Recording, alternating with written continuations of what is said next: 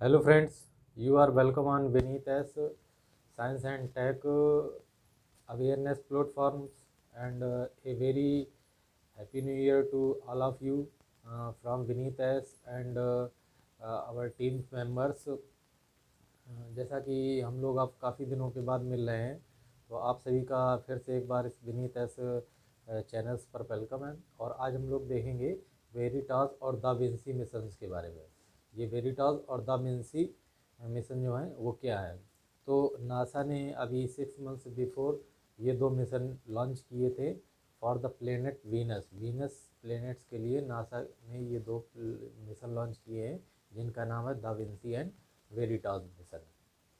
इससे पहले ये क्या नासा ने कभी ये मिशन लॉन्च किए थे वीनस के लिए या नहीं लॉन्च किए थे, तो मैं आपको बता दूं कि इससे पहले ये कोई पहला मिशन नहीं है नासा का वीनस के लिए, बल्कि इससे पहले भी नासा द्वारा लॉन्च किया जा चुका है एक मिशन और उसका नाम है मैगलन।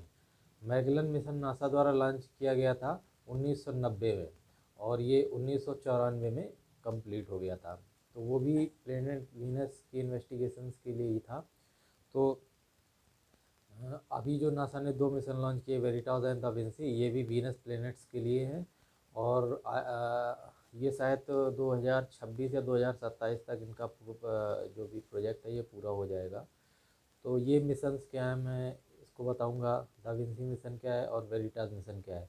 उससे पहले मैं आपको बता देता हूँ कि इससे पहले किन किन देशों ने या किन किन स्पेस एजेंसियों ने वीनस प्लैनेट्स के लिए मिशन लॉन्च किए हैं। तो इस सूची में सबसे पहले आता है सोवियत यूनियन। सोवियत यूनियन ने सबसे पहले वीनस प्लैनेट्स के लिए मिशन लॉन्च किया था और वो मिशन लॉन्च किया था 1960 में। तो Soviet Union was the first country to launch any mission to planet Venus, जो कि 1960 में लॉन्च किया गया था। उसके अलावा नासा ने भी, जैसा कि मैंने अभी बताया, नासा ने लॉन्च किया था 1990 में द मैगलन के नाम से। द मैगलन के नाम से 1990 में लॉन्च किया गया था वीनस की इन्वेस्टिगेशंस के लिए, या फिर वीनस की कह सकते हैं एटमॉस्फेरिक साइंस की स्टडी के लिए उसने लॉन्च किया था, जो कि 1994 में कंप्लीट हो गया था। तो उसके अलावा और किसने लॉन्च किया था, उसके अलावा यूरोपियन स्पेस एजेंसी है, उसने भी वीनस एक्सप्रेस के नाम से मिशन लॉन्च किया था। और उसका मेन ऑब्जेक्टिव क्या था, उसका भी मेन ऑब्जेक्टिव ये था कि वीनस के एटमॉस्फेरिक साइंस की स्टडी। उसके अलावा जापान ने लॉन्च किया था, जापान ने जो मिशन लॉन्च किया था उस मिशन का नाम था आकाटसुकी मिशन। तो आकाटसुकी मिशन जापान द्वारा लॉन्च किया गया वीनस प्लेनेट के लिए स्पेस मिशन था। उसका भी मेन ऑब्जेक्टिव जो था वो यही था, एटमॉस्फेरिक साइंस की स्टडी के लिए। तो अभी नासा ने रिसेंटली 6 मंथ्स बिफोर ये दो मिशंस और लॉन्च किए हैं वीनस प्लेनेट्स के लिए, जिनको आज हम देखेंगे, the Vinci plus and Veritas missions. तो सबसे पहले ये मैंने जैसे कि बताया कि नासा ने क्यों लॉन्च किया। नासा ने लॉन्च किया है कि वीनस की जो एटमॉस्फियर है या वीनस का जो टोपोस्फियर है उसकी इन्वेस्टिगेशंस को जानने के लिए मिशन लॉन्च किए गए हैं दोनों, वेरिटास और द विंसी। और ये भी जानने के लिए लॉन्च किया है नासा ने कि वीनस जो है बहुत ही हॉटेस्ट प्लेनेट बन चुका है अवर सोलर सिस्टम में। तो उसके बनने की क्या प्रक्रिया रही है और वो किस कारण से सबसे हॉटेस्ट प्लेनेट बन गया है हमारे सोलर सिस्टम का, इन सारी चीज़ों को जानने के लिए लॉन्च किया है why Venus acts like an inferno like world. तो अब वीनस का सरफेस टेम्परेचर इतना ज़्यादा है, तकरीबन उसका जो सरफेस टेम्परेचर है वीनस का वो 500 डिग्री सेल्सियस है। यानी कि 500 डिग्री सेल्सियस आप समझ सकते हैं कि कितना टेम्परेचर है वीनस का। और इस टेम्परेचर पे तो लेड जैसा जो अपना लेड होता है, एलिमेंट होता है, लेड जैसा एलिमेंट भी पिघलाने की क्षमता रखता है वीनस सरफेस। तो चलिए देखते हैं द विंसी प्लस क्या है। तो जैसा कि नेम इसका सजेस्ट करता है, the Vinci plus, the Vinci का फुल फॉर्म है deep atmosphere Venus investigation of noble gases chemistry and imaging.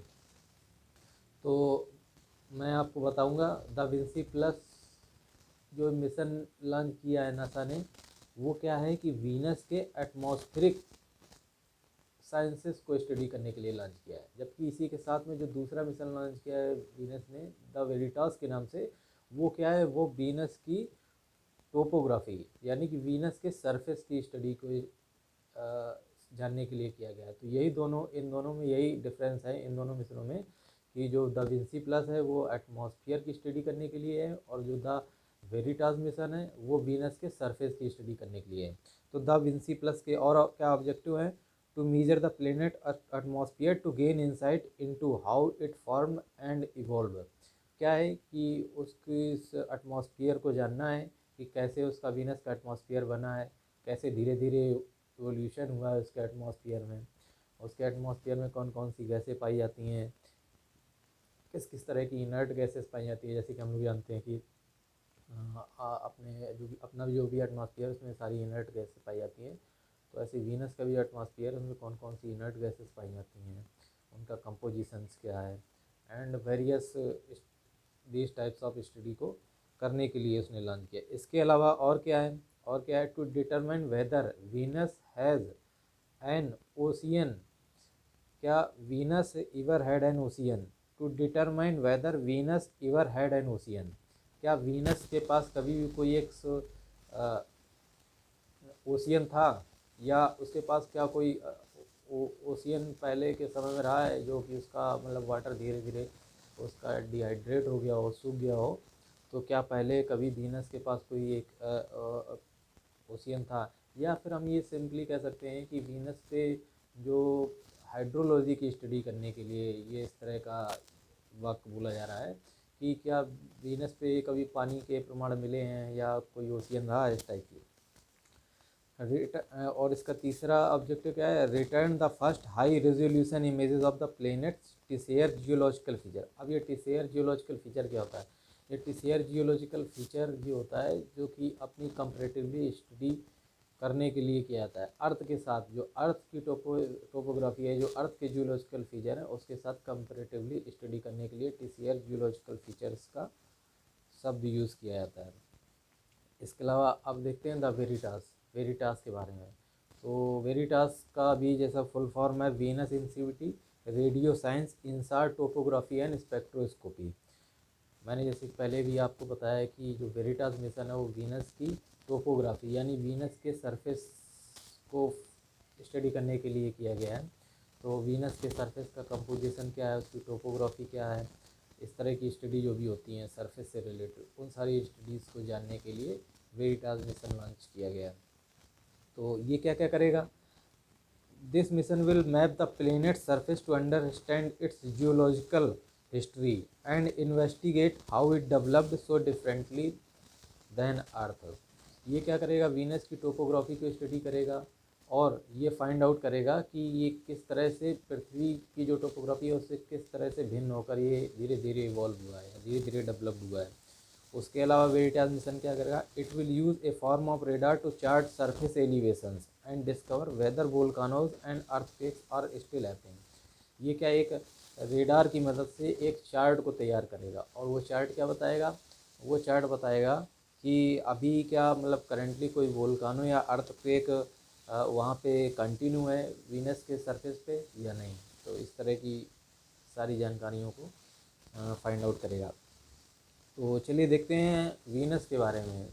सबसे पहले कि वीनस के बारे में थोड़ा सा जान लेते हैं। तो वीनस जो अपना प्लेनेट है वो अपने सोलर सिस्टम में सेकेंड प्लेस्ड है फ्रॉम द सन। तो Venus is the second planet from the sun and hottest planet in the solar system. और वो सबसे गर्म प्लेनेट है अपने सोलर सिस्टम्स का, जिसका कि सरफेस टेम्परेचर 500 डिग्री सेंटीग्रेड है, जो कि लेड जैसे एलिमेंट्स को भी मेल्ट करने के लिए इनफ है। The planet's thick atmosphere has cranked the surface pressure up to 90 bar. Venus planets का जो एटमॉस्फेरिक प्रेशर है वो 90 बार के बराबर है, यानी कि बहुत ज़्यादा हाई एटमॉस्फेरिक प्रेशर है वीनस का। उसके अलावा ये single Venusian rotation takes to 43.0226 Earth days. जो वीनस होता है वो अपनी एक्सिस के अबाउट जो रोटेशन करता है, तो वो जो एक्सिस के अबाउट रोटेशन करता है उसमें उसको 243 तकरीबन 243 अर्थ डेज लग जाते हैं, जो अपनी एक्सिस के अबाउट रोटेट करता है। और जो वीनस सन के अराउंड रिवॉल्व करता है, सन जो जो अपना सन है उसके अराउंड रिवॉल्व करता है, उसको वो 225 अर्थ डेज में कंप्लीट कर लेता है। तो इस तरह से हम ये कह सकते हैं कि जो वीनस पर जो दिन होता है, जो वीनस प्लेनेट है उस पर जो दिन होता है वो उसके साल से बड़ा होता है, क्योंकि वो अपना सन के अराउंड जो रिवॉल्व कर लेता है वो 225 दिन में ही कंप्लीट कर लेता है, लेकिन जो अपनी एक्सिस के अराउंड वो रोटेट करता है उसमें उसको 243 दिन लग जाते हैं, यानी कि वीनस पर जो दिन होता है वो उसके साल से बड़ा हो जाता है। उसके अलावा वीनस की जो प्लेनेटरी कोर है उसका डायामीटर तकरीबन 7000 किलोमीटर के आसपास है। और ये it is comparable to earth core, जो कि अर्थ की कोर के कंपेरेटिवली 7000 किलोमीटर का डायमीटर है। उसके अलावा क्या है, वीनस उन दो प्लेनेट्स में से एक है जो कि क्या करते हैं, ईस्ट टू वेस्ट रोटेट करते हैं। हमारे सोलर सिस्टम में जो सारे ज़्यादातर प्लेनेट्स होते हैं, लगभग सभी प्लेनेट्स क्या होते हैं, वेस्ट टू ईस्ट रोटेट करते हैं, लेकिन वीनस एक ऐसा प्लेनेट्स है, वीनस मतलब भी कह सकते हैं वीनस उन दो प्लेनेट्स में से एक ऐसा प्लेनेट्स है जो कि ईस्ट टू वेस्ट रोटेट करता है। इसके अलावा दूसरा कौन सा है, तो आपको बता दूं कि यूरेनस जो प्लेनेट है वो भी ईस्ट टू वेस्ट ही रोटेट करता है। तो अब फ्यूचर मिशंस वीनस पर कौन से हैं, तो एक जो यूरोपियन स्पेस एजेंसी है वो वीनस पर एक इनविजन नाम से एक फ्यूचर मिशंस लॉन्च करने की तैयारी कर रही है, और उसका भी जो भी ऑब्जेक्टिव होगा वो यही उसका ऑब्जेक्टिव है कि to find out atmospheric science of the Venus. जो अपना द यूरोपियन स्पेस एजेंसी है वो भी वीनस पर एक फ्यूचर मिशन लॉन्च करने की तैयारी कर रही है जिसका नाम है EnVision, alongside two astronomy proposals. इसके साथ में ही दो उनके एस्ट्रोनॉमी प्रपोजल्स भी हैं जिनका नाम है थेसियस एंड स्पाइका। तो other concepts are also being propose to NASA. NASA भी अपना बहुत सारे कॉन्सेप्ट्स प्रपोज कर रही है वीनस पे मिशन लॉन्च करने के लिए। तो ये सारा कुछ था जो हमने देखा दा विंसी और वेरिटास मिशंस के बारे में।